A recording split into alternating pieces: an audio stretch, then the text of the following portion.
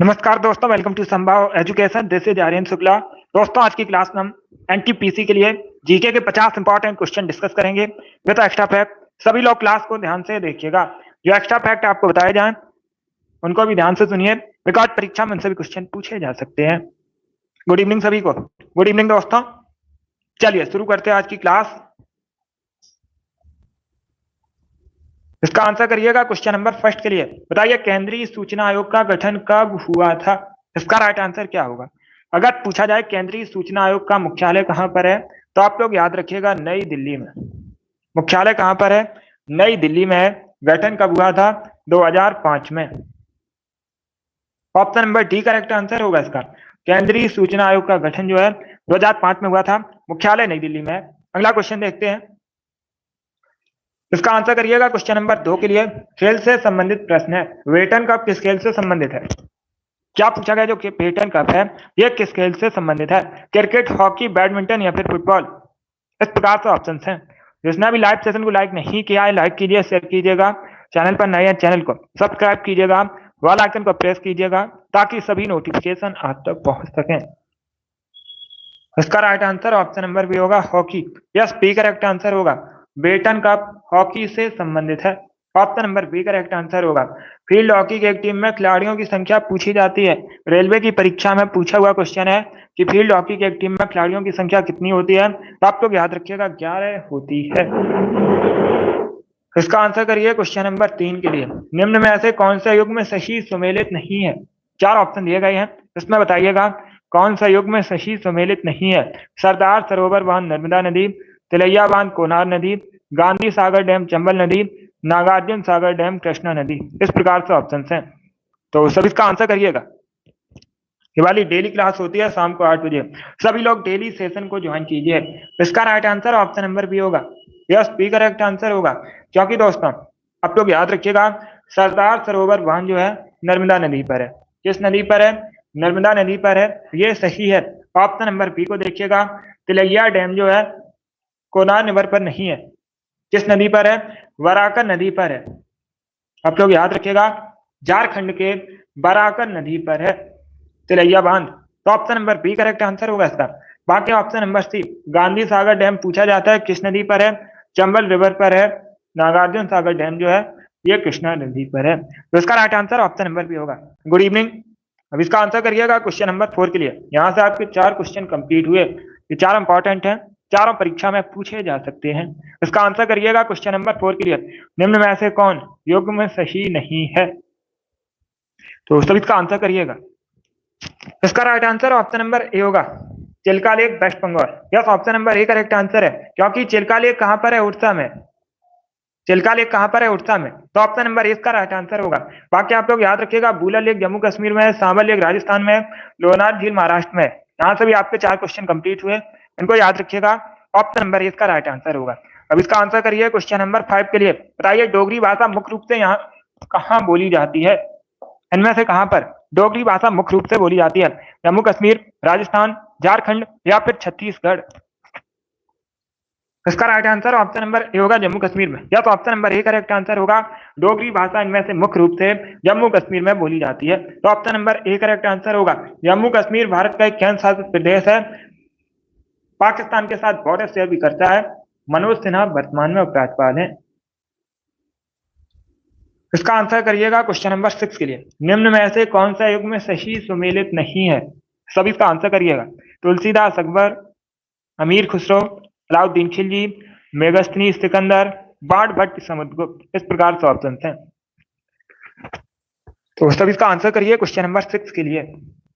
इसका right answer option number D होगा। Yes, D correct answer होगा। क्योंकि जो बाण भट्ट हैं ये हर्षवर्धन के समकालीन थे, समुद्रगुप्त के समकालीन नहीं थे, हर्षवर्धन के दरबार में थे बाण भट्ट। तो option number D correct answer होगा। बाकी आप लोग याद रखिएगा, अगर पूछा जाए अकबर के समकालीन कौन थे, तो आप लोग याद रखिएगा तुलसीदास अकबर के समकालीन थे, अमीर खुसरो, अलाउद्दीन खिलजी, मेगस्थनी सिकंदर। यहाँ से भी 4 क्वेश्चन कंप्लीट हुए, इनको आप लोग याद रखिए। डी करेक्ट आंसर होगा इसका।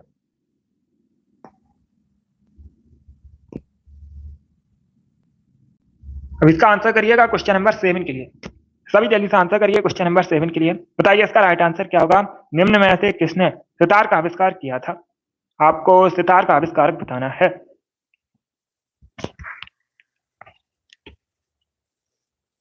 इसका right answer option number C होगा अमीर खुसरो। या तो option number C correct answer होगा, अमीर खुसरो को सितार का आविष्कारक कहते हैं। Option number C correct answer होगा।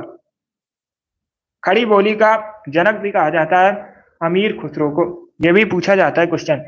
अब इसका आंसर करिए क्वेश्चन नंबर 8 के लिए। बताइए निम्न में से अंगूर में कौन सा एसिड पाया जाता है? 4 ऑप्शन दिए गए हैं, इसमें आपको बताना है कौन सा एसिड अंगूर में पाया जाता है। तो सभी इसका आंसर करिए क्वेश्चन नंबर 8 के लिए। इसका right answer option number D होगा tartaric acid. C correct answer होगा इसका। क्या करेक्ट आंसर होगा? Option number C correct answer होगा। टार्टरिक एसिड जो है अंगूर में पाया जाता है। बाकी अगर हम ऑप्शंस की बात करें तो आप लोग ध्यान से सुनिएगा। गैलिक एसिड टमाटर में पाया जाता है। पूछा जाता है टोमेटो में कौन सा एसिड पाया जाता है, तो आप लोग याद रखिएगा गैलिक एसिड। लैक्टिक एसिड खट्टे दूध में पाया जाता है। और एक्सकॉर्बिक एसिड विटामिन सी का केमिकल नेम है।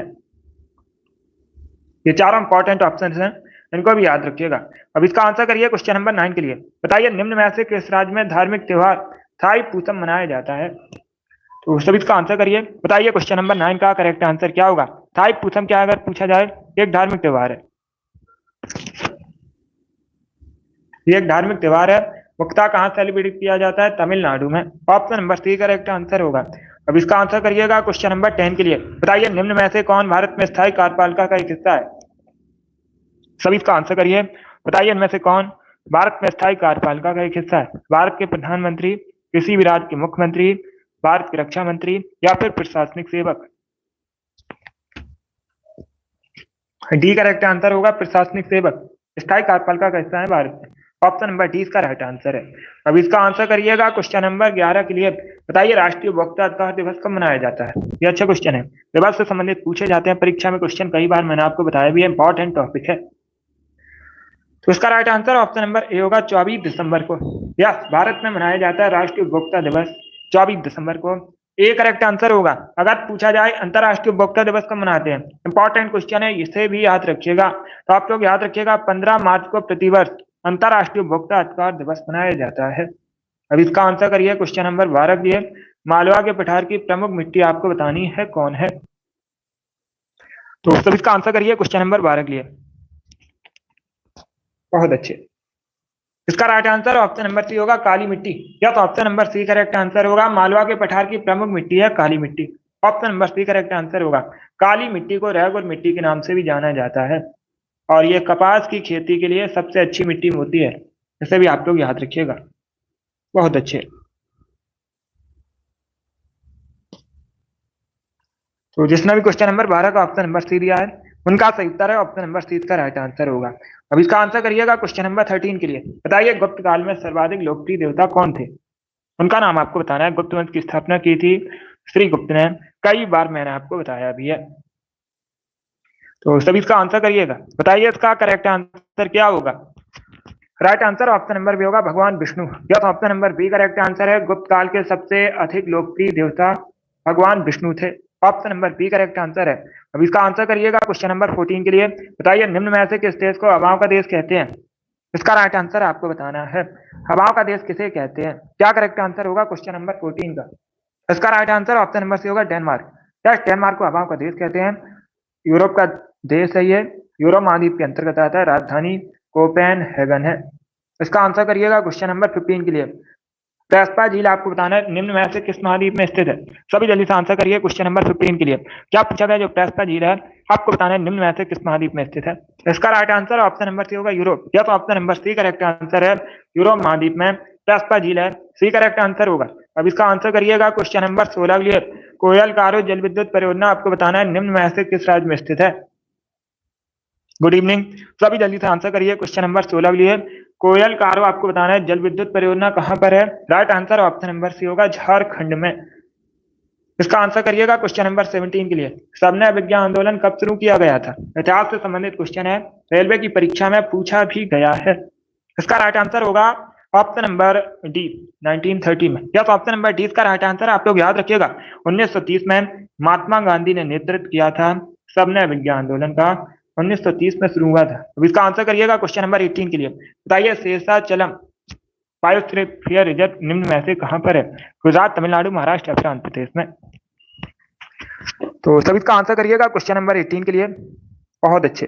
देखिए इसका right answer option number D होगा आंध्र प्रदेश में। या तो option number D correct answer होगा आंध्र प्रदेश में शेषाचलम बायोस्फीयर रिजर्व है। Option number D correct answer होगा।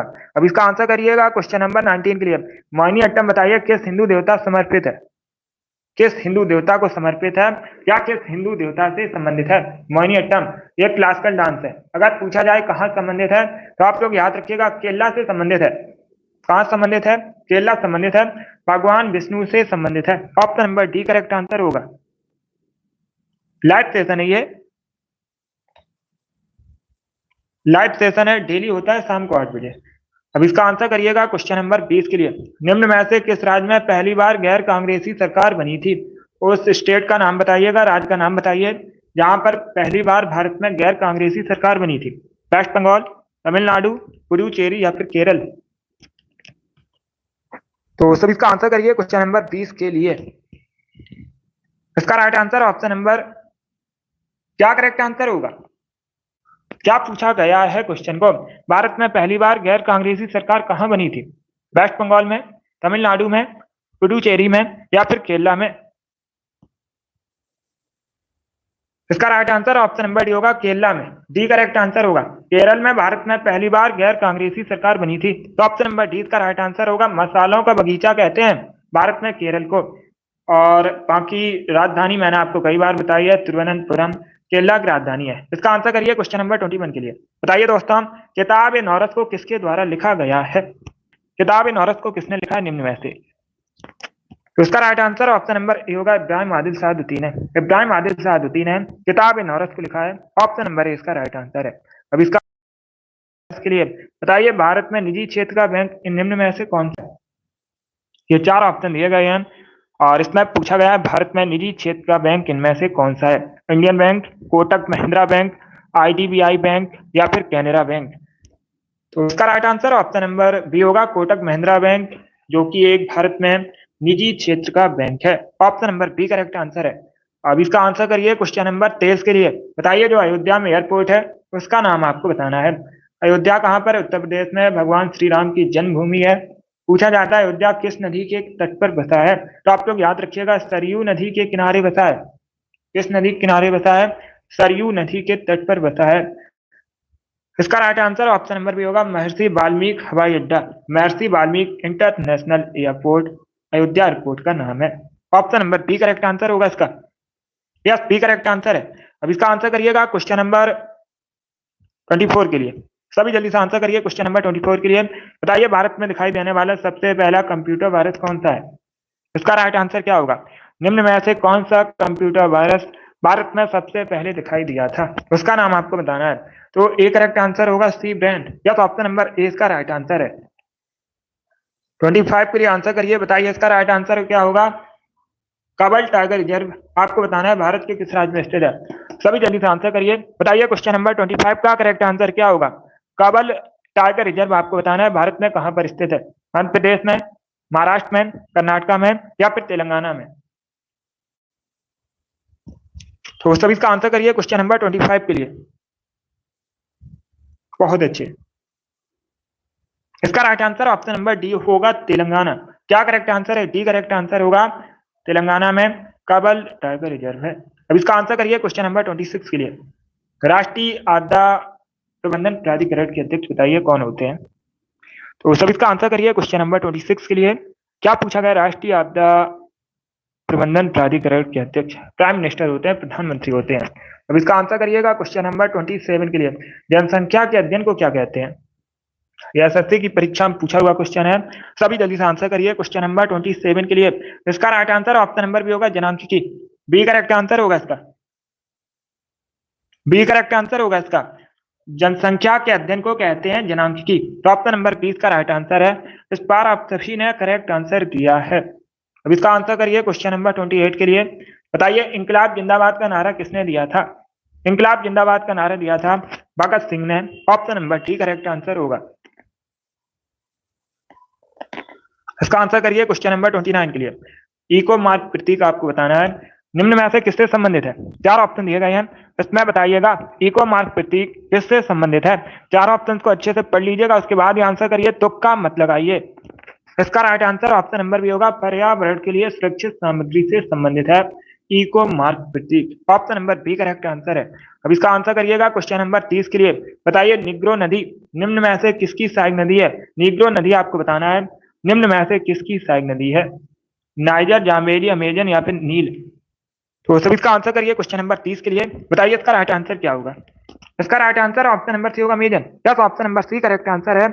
अमेजन की सहायक नदी है नीग्रो नदी। ऑप्शन नंबर सी इसका राइट आंसर है। अब इसका आंसर करिएगा क्वेश्चन नंबर 31 के लिए। आपको बताना है पंचतंत्र के लेखक कौन है?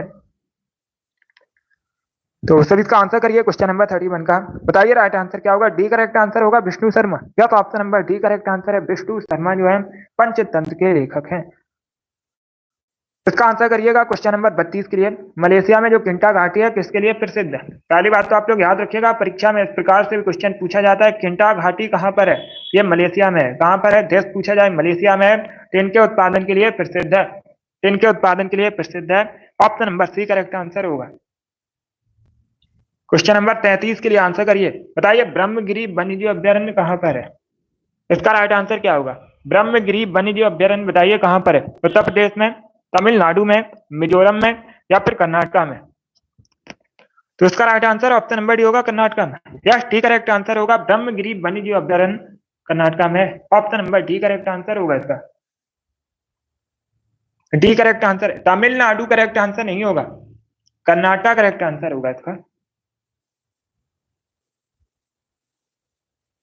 अब इसका आंसर करिएगा क्वेश्चन नंबर 34 के लिए। भारत का बताइए राष्ट्रीय युद्ध स्मारक कहां पर स्थित है? सब इसका आंसर करिएगा,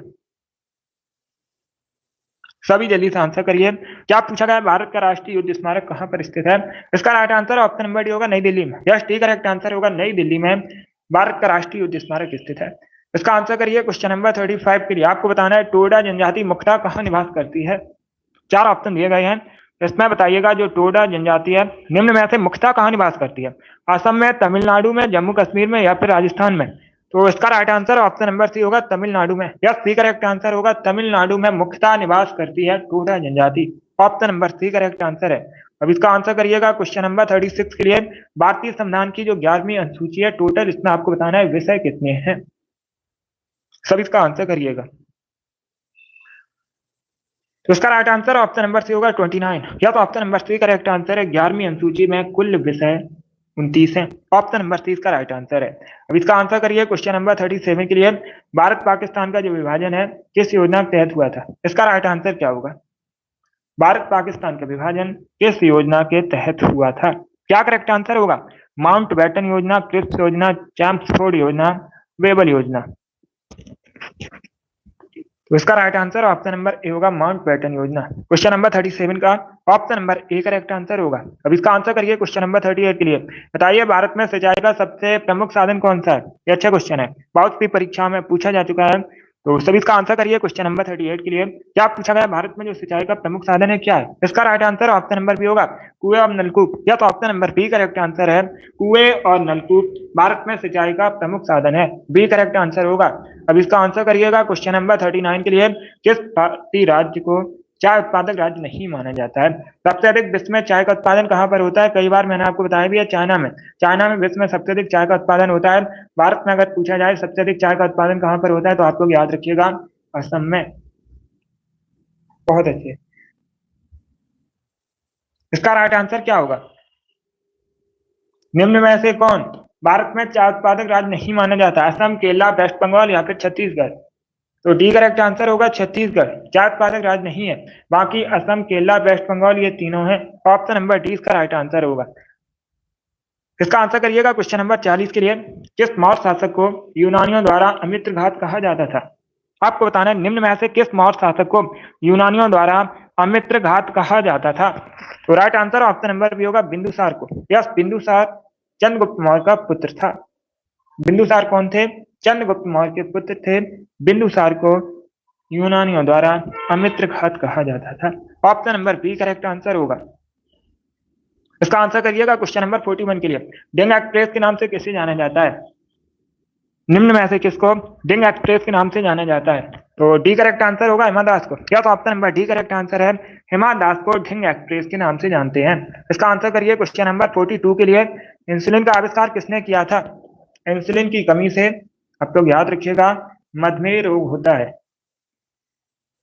मधुमेह रोग जो है इंसुलिन की कमी से होता है। विश्व मधुमेह दिवस प्रतिवर्ष 14 नवंबर को मनाते हैं। इसका राइट आंसर क्या होगा? बी करेक्ट आंसर होगा एफ बैटिंग। क्या तो option number B correct answer है, एफ बैटिंग ने इंसुलिन का आविष्कार किया था। इसका आंसर करिए क्वेश्चन नंबर 43 के लिए। पॉलिटी से संबंधित प्रश्न है, भारतीय संविधान का कौन सा अनुच्छेद शिक्षा के अधिकार से संबंधित है? इनमें से आपको बताना है भारतीय संविधान का कौन सा आर्टिकल राइट टू एजुकेशन से संबंधित है। इसका right answer option number A होगा अनुच्छेद 21 से। अनुच्छेद 21 से शिक्षा के अधिकार से संबंधित है और ये एक फंडामेंटल राइट है। अगर पूछा जाए शिक्षा का अधिकार किस प्रकार का अधिकार है, एक फंडामेंटल राइट है, मौलिक अधिकार है। इसका आंसर करिएगा क्वेश्चन नंबर 44 के लिए। निम्न में से आपको चिली की करेंसी बतानी है। चिली की अगर राजधानी पूछी जाए तो आप लोग याद रखिएगा सैंटियागो। चिली की कैपिटल है पैसो, चिली की करेंसी है। इसका आंसर करिए क्वेश्चन नंबर 45 के लिए। निम्न में से रक्त का मापक यंत्र बताइए कौन सा है? चार ऑप्शन आपको दिए गए हैं, इसमें बताइएगा रक्त का मापक यंत्र कौन सा है।